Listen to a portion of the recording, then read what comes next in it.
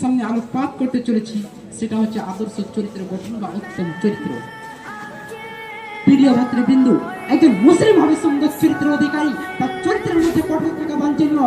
কারণ বিশ্বনেতা মুহাম্মদ রাসূলুল্লাহ সাল্লাল্লাহু আলাইহি ওয়াসাল্লাম ছিলেন এক নরম দিলের প্রতীক ও কঠোরতার ঘোর বিরোধী।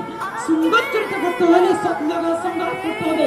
আর এর জন্য বিশ্ব মানবতার মহান নেতা, শান্তির দূত, রহমতের প্রেমিক, জনতার বিশ্বস্ত বন্ধু মুহাম্মদ রাসূলুল্লাহ সাল্লাল্লাহু আলাইহি ওয়াসাল্লাম আইডল নমুনা আমাদের সামনে রয়েছে। মহান আল্লাহ পবিত্র কোরআন মাজিদের মধ্যে বলেন, সূরা আহজাব পারা নম্বর 21 আয়াত নম্বর 21, বিসমিল্লাহির রহমানির রহিম, লাকাদ কানা লাকুম ফি রাসূলিল্লাহি উসওয়াতুন হাসানাহ in the life of messenger is the best idea for you. অর্থাৎ রাসূল সাল্লাল্লাহু আলাইহি ওয়াসাল্লামের জীবনী হচ্ছে তোমার জন্য উত্তম নমুনা স্বরূপ। বাস্তব সত্য হচ্ছে যে তোমাকে চরিত্র গঠন করতেই হবে, কারণ তিনি ছিলেন সত্য সমাজের সবচেয়ে চরিত্রবান। এ ব্যাপারে মহান আল্লাহ পবিত্র কোরআন মাজিদের মধ্যে বলেন, সূরা কোরআন পারা নম্বর 29 আয়াত নম্বর 4, বিসমিল্লাহির রহমানির রহিম, ওয়া ইন্নাকা লাআলা খুলুকিন আযীম। অর্থাৎ তোমাকে অবশ্যই তুমি মহান চরিত্রবান অধিকারী। প্রিয় শ্রোতাবৃন্দ, সচ্চরিত্রের মহত্ব গুরুত্ব সম্পর্কে মহানবী সাল্লাল্লাহু আলাইহি ওয়াসাল্লাম বলেন যে কিয়ামতের মাঠে যখন নেকির পাল্লাকে ওজন করা হবে তখন সচ্চরিত্রের মতন কোনো জিনিস ভারী হবে না। সহিহ বুখারী হাদিস নম্বর 58। তিনি আরো বলেন যে তোমাদের মধ্যে সেই ব্যক্তি সবচেয়ে উত্তম যার চরিত্র উত্তম। সহিহ বুখারী হাদিস নম্বর 892। আমরা যদি ইতিহাসের দিকে লক্ষ্য করে দেখি তাহলে দেখতে পাবো এই সচ্চরিত্র অনেক ব্যবহার করে ইসলামের ঘর শত্রুরা দরে দরে ছায় প্রতিপন্ন করছিল। আবু হুরায়রা রাদিয়াল্লাহু আনহু রাসূল সাল্লাল্লাহু আলাইহি ওয়াসাল্লামকে জিজ্ঞাসা করা হলো যে কোন সেই আমল যে মানুষকে বেশি বেশি জান্নাতে নিয়ে যাবে, তখন তিনি যখন বলছেন আল্লাহর ভীতি ও সচ্চরিত্রতা। তাকে এটাও জিজ্ঞাসা করা হলো যে কোন সেই আমল যে মানুষকে বেশি বেশি জাহান্নামে নিয়ে যাবে, তখন তিনি বলছেন মুখ ও জনাঙ্গ, অর্থাৎ উভয়তারা সংগঠিত পাপ।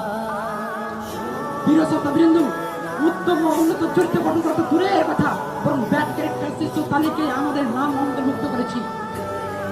প্রিয় ভাতৃবৃন্দ, উত্তম ও উন্নত চরিত্র শান্তি স্থাপন অসম্ভব, কারণ এই ব্যবহারে সবকিছু কথাই বলে যে আপনার ব্যবহার আপনারই পরিচয়।